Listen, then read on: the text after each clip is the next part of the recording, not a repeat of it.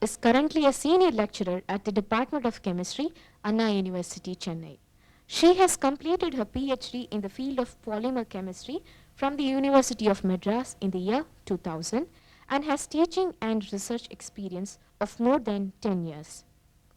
Her research interests are in the following fields: fuel cells for clean energy, functional membranes for desalination, and polymers for biomedical applications. She has published more than 20 research articles in national and international journals and has more than 40 research articles in national and international proceedings. Presently, she is guiding 6 research scholars for their doctoral degree. Welcome to the UGC lecture series on the topic of solar energy, part 4.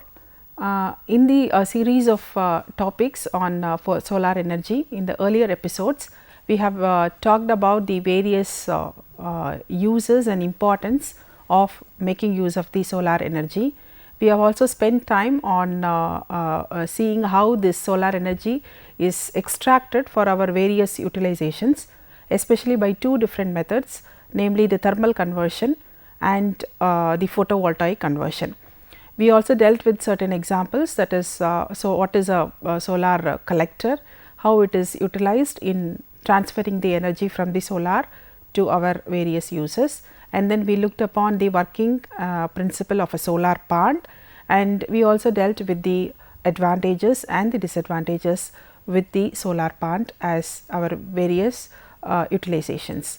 Then we moved on to what is called the second type of most important type of conversion, solar energy conversion, that is the photo conversion. Here in this photo conversion, there is a component, a very important component, a vital component called solar cell, otherwise called as photovoltaic cell. This particular cell is utilized in this conversion process to convert the solar energy directly into electrical energy. A little bit of introduction about this solar cells we have seen in the previous parts, and today let us focus more on the details of the principle, working mechanism, operation that are associated with the working of the solar cell. Let us move on to the construction and then the working mechanism. Initially, the construction about photovoltaic cell. It is a solar cell that is typically consisting of two thin layers. You have a layer called upper layer and a bottom layer called lower layer. Essentially, the upper layer is short of one electron in the outer orbital of the atoms that are present in the upper layer, whereas in the lower layer, the atoms which are present here has one unpaired electron in excess in the outer orbital, or the valence electron is available as one unpaired excess electron present in these atoms that are available to undergo excitation. These electrons which are available in the outermost orbit of the atoms that are present in the lower layer can be easily excited to go into the upper layer. So, the upper layer is deficient of one electron and the lower layer has got one electron excess per atom.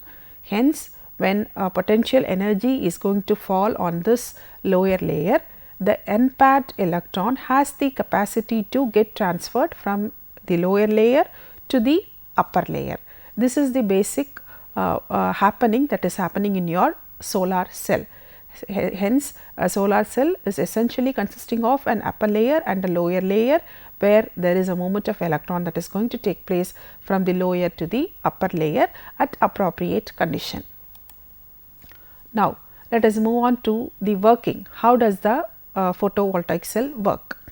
Kinetic energy that is gained from the collision of photons of the sunlight can eject the electrons from the lower layer immediately into the upper layer. That means, the kinetic energy that are possessed by the photo energy that is coming from the solar, that is coming from the sunlight, they, when they fall on the lower layer, they have the capacity to eject out or excite the electrons that are present in the outermost layer of the atoms that are available in the lower layer. Hence, when these electrons they capture the energy, the kinetic energy that is available in the solar radiation which is falling on it, they get excited and can have the potential to get shifted into the upper layer, which has got a higher energy level. This charge movement creates a potential difference. This movement of charge from the lower layer to the upper layer creates a potential difference between the two layers, and thus enables the current to flow through the external circuit. When the electron is able to jump from one layer to the other layer, the electrons are available in the conduction layer very freely, which are available to move freely, which is nothing but the flow of charges or flow of electron, and this is nothing but the current that is generated in the system. Hence, the electrons that are available at the top layer is available to move around in an external circuit. For example, if a motor or an electric device is going to be connected in the external circuit, then the electron starts moving through the circuit. Hence, the connection between the two layers are available for the movement of electron from the lower layer to the outer layer, and when you are going to have an external circuit, the electrons flow through the external circuit and come back to the lower layer once again. So, that is the basic working of a photovoltaic cell. Photovoltaic cells are made out from the semiconductors. The most commonly used semiconductors would include silicon and germanium. There are other materials too which are being used for the same purposes. Now, let us focus on the type of photovoltaic cell that is made out from the semiconducting materials. A conventional silicon based photovoltaic cell consists of a top layer and the bottom layer. The top layer is going to consist of an ultra thin layer of phosphorus doped silicon. This is called N-type silicon, because I need to have one electron lesser in the system. So, it is an ultra thin layer of phosphorus doped silicon, which is called the N-type, which is consisting of a polycrystalline silicon wafer that is going to be placed on the top of the P-type silicon. So, the top layer consists of all these constituents, whereas the bottom layer of the system can consist of boron doped silicon, which is the P-type. So, you have the N-type conducting material at the top layer and you have the P-type silicon available in the bottom layer to do their functions. A very basic structure of a silicon based photovoltaic cell may consist of the following features or layers. The first layer is called the cover glass, which is the transparent cover at the top to protect the whole cell, and you have an anti-reflecting layer just below the cover glass. This anti-reflecting layer consists of a coating of silicon nitride or titanium dioxide. This is available in order to increase the amount of sunlight that can be transmitted through the device, that is your photovoltaic device. So, such an anti-reflecting layer is a must, is required in order to focus the large amount of sunlight that is going to be transmitted into your photovoltaic cell. Then comes the third layer of contact grid. This contact grid is essentially a metallic grid, because you need to maintain the conductivity through a metallic conductor, because the electron flows through the metal conductor. Hence, you need to have a contact grid here to catch hold of your electrons. Hence, the contact grid is made out of a metallic grid. This is required in order to serve the purpose of electrical contact and to allow the sunlight to fall on the semiconductor. So, this layer plays a dual role. One is to connect the electrons to have the connectivity for the electronic conduction. At the same time, it is going to allow the sunlight to easily fall onto the bottom layer, where the excitation is going to take place for the electrons available in those atoms present in the lower layer. Then comes the N-type silicon layer, then the P-type silicon. Their functions have been already explained in the previous slide.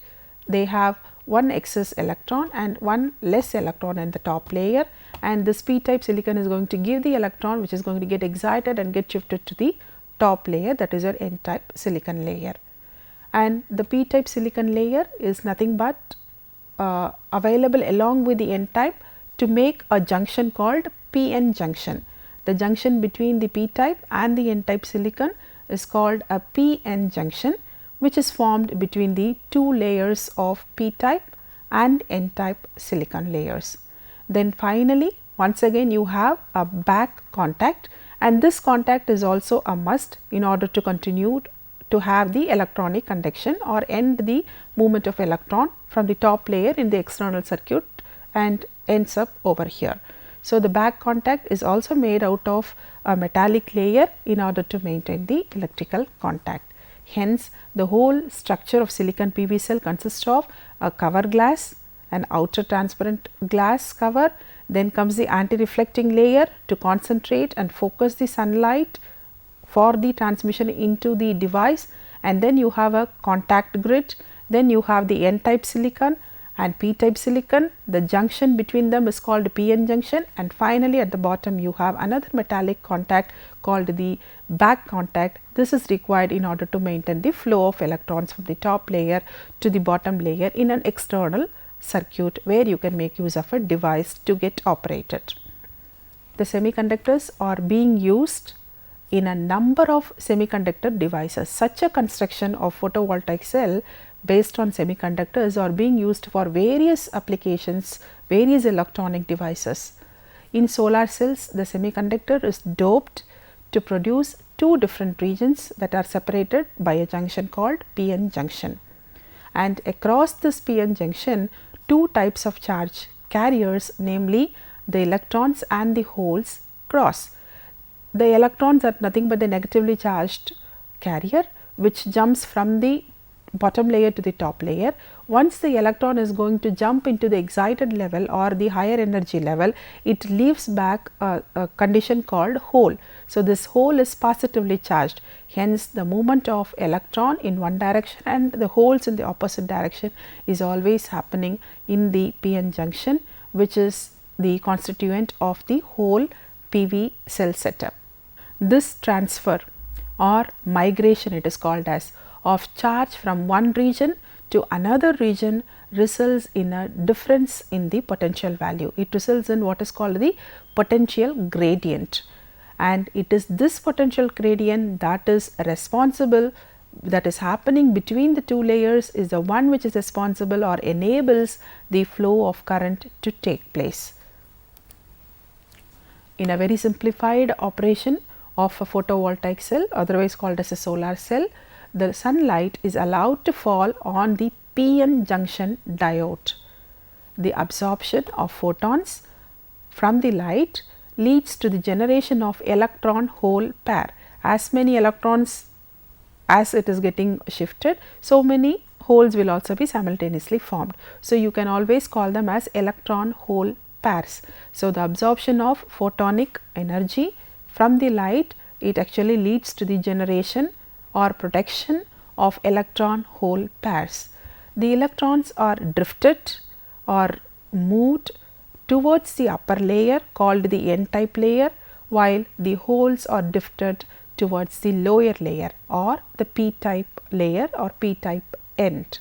Hence, both the electrons and holes move in the opposite direction.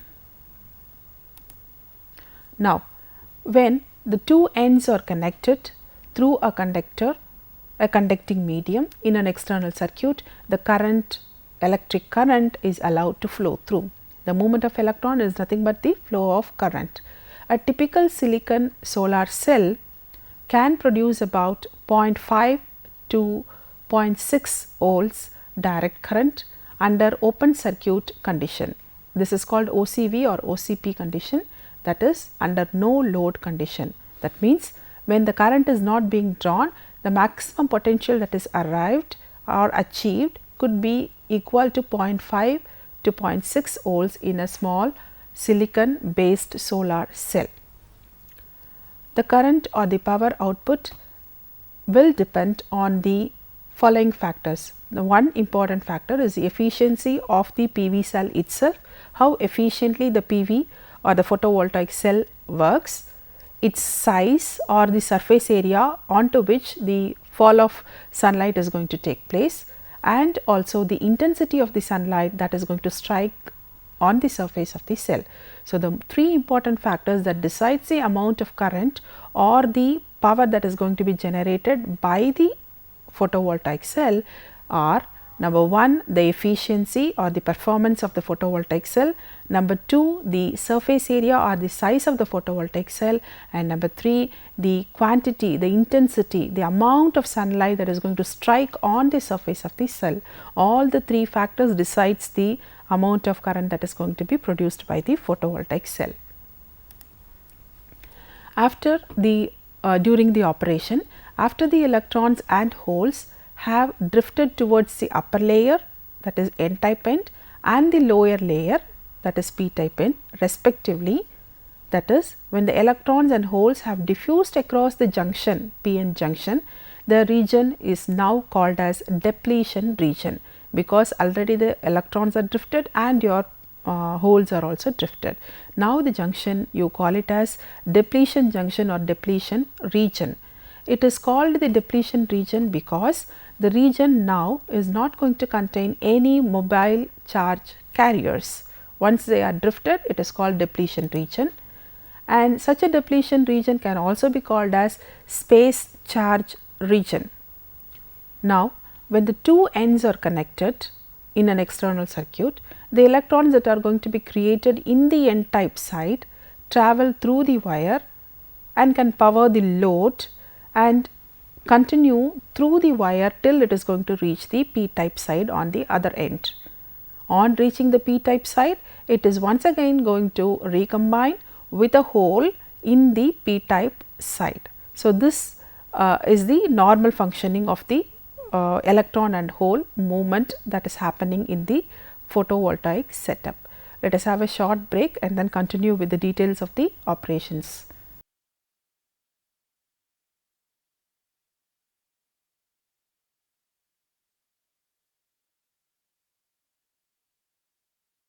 Welcome back after the short break. Now, having seen the basic principle of working and the construction of a solar cell, we will move on to the material that is used as a photovoltaic material, example the silicon itself, their advantages and limitations. Silicon as a PV material, its advantages are silicon wafers can be made into very thin layers, which is very useful in construction of the PV cells. They are available in larger size, bigger sizes, where you can increase the surface area.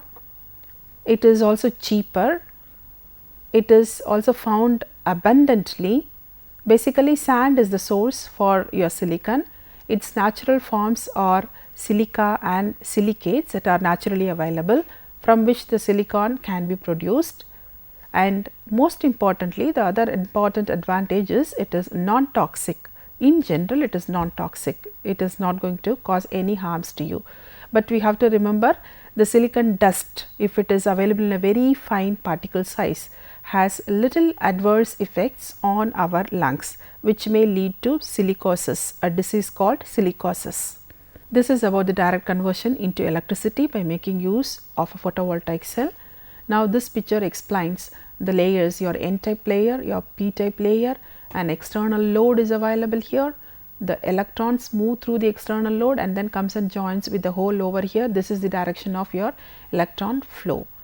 All this happens due to the fall of your light energy onto your system.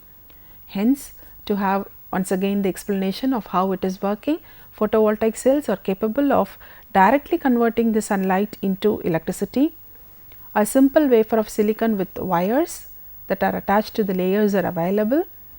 Current is produced based on the types of silicon that is used for the construction, that is your n type and the p type, that are being used for making the layers, and each cell can produce about 0.5 volts. The battery is always needed in order to store your energy, and there is going to be no moving parts as far as this photovoltaic cell is concerned. Hence, there are no wear outs, but because they are exposed to the weather, their lifespan can be lesser. For example, it can be almost about 20 years. Later, we have to think whether we have to change the solar cells, panels and arrays in order to gain back the actual performance of the photovoltaic cell. Now, how about the crystalline silicon when it is going to be used as a material for making your photovoltaic cell? crystalline silicon can be available in various forms. It is available as monocrystalline silicon. This is very costly, but it is very efficient. It is also available as multi or polycrystalline silicon forms. This is of course less in cost, but the efficiency is also lesser. The other third form of silicon is ribbon silicon.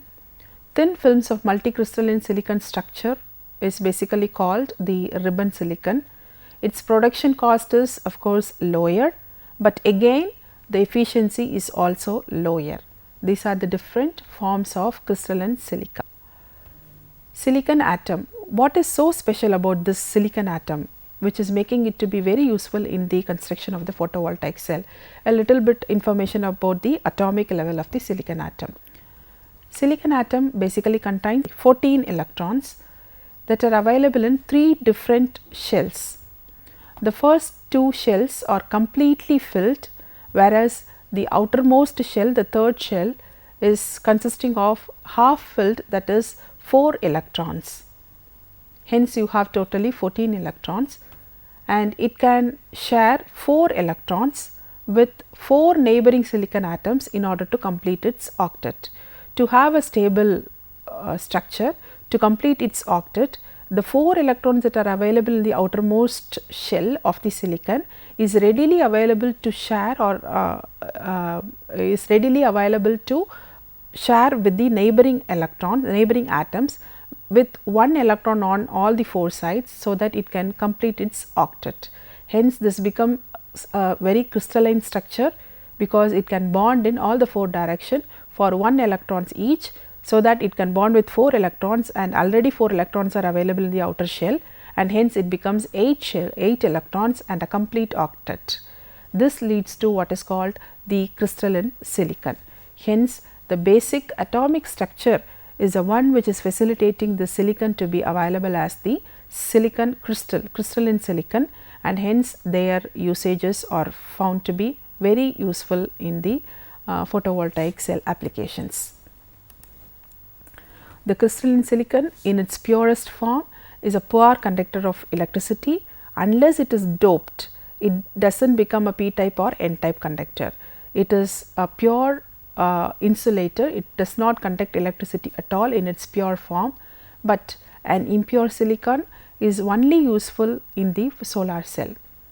Silicon is doped with phosphorus, which is a 5 valence electron atom, to form the n type silicon, so that you have one excess electron in the system, and the silicon is also doped with boron to form the bottom layer, which has got 3 valence electron, which forms the p type silicon, where you have 1 electron lesser. Let us move on to the classifications of solar cells. If we look into the history, how these solar cells have developed over a period of time, they can be classified into different generations: first generation, second and third generations of solar cell developments. The generation actually indicates the order of which each type of solar cells were developed and how did they become important in terms of cost, efficiency, operation, everything we can discuss, and hence there is a difference between each generation that have been developed over a period of time in our history. First generation solar cells. Such cells which are developed in the first generation solar cell type consist of large areas, number 1. They have high quality and single junction devices. So, they are termed as the first generation solar cells. Of course, they are costly also. The example for a first generation solar cell is the single junction silicon device. Achievable efficiency here in such silicon device is only up to 25%. The cost of production and technology, they are very costly, and this is due to the involvement of high energy and also the labor inputs that are required to prevent any further progress in the cost reduction. It was very difficult. Although it was functioning well and the achievable efficiency was 25%, the cost involved in the technology and the manufacturing and production of your solar cell is very high. Then came the second generation solar cells. In such cells, they were developed in order to reduce the production cost and the energy that are required for the manufacture of the silicon based solar cells that were done in the first generation materials. Alternate materials were developed during this second generation period. For example, cadmium telluride, copper indium gallium selenide, shortly called as CIGS, an amorphous silicon, or the various alternate materials that were tried for functioning as a photovoltaic cell.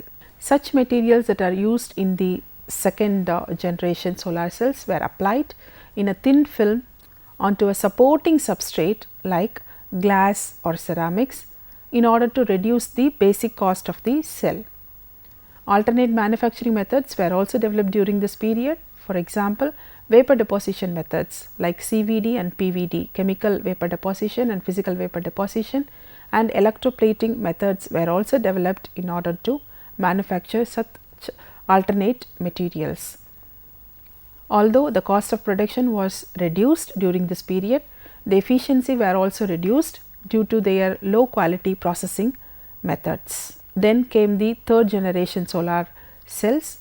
Such third generation solar cells are being developed right now in order to enhance the performance and also to simultaneously reduce the cost of production. Now, the aim is not only to improve the performance, efficiency to be increased, but also an effective cost reduction methodology are also being tried presently in the third generation. The aim of the third generation technologies is to achieve an electrical efficiency as high as 30 to 60%.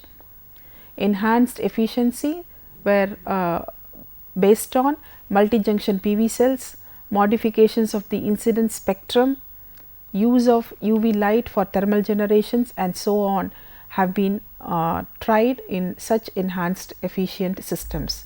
Specific technologies are also due to silicon nanostructures, thermoelectric cells, and so on. Now, as a summary, in this particular part 4 of solar energy, we have gone into the details of construction and working of a photovoltaic cell, what are the different layers, the functions of the different layers in forming your photovoltaic cell have been seen in detail. Then we moved on to specifically the silicon based PV cells, its basic structure, the operating mechanisms were discussed, and the advantages of using silicon as the photovoltaic material for the construction of the photovoltaic cell were discussed in detail. Then the specific advantages and the different forms of crystalline silicon were seen, how they are advantageous in forming your photovoltaic cell, and finally we touched upon the classification of solar cells based on their development, that is based on their generation, first, second and third generation. And right now we are existing in the third generation. There is a concentration towards two different things. One is how to improve the efficiency of the existing photovoltaic cell. Research activities are going on in improving the efficiency, as well as the second part, most important part, is the cost effectiveness of the photovoltaic cell. How do we bring down the cost effectively to have a good performance as well, are being done in the third generation solar cells. Here are few questions. Explain the construction and working of a PV cell. What is crystalline silicon? Explain the operations of a silicon based photovoltaic cell. What are the advantages of silicon as a photovoltaic material? How are solar cells classified? Thank you.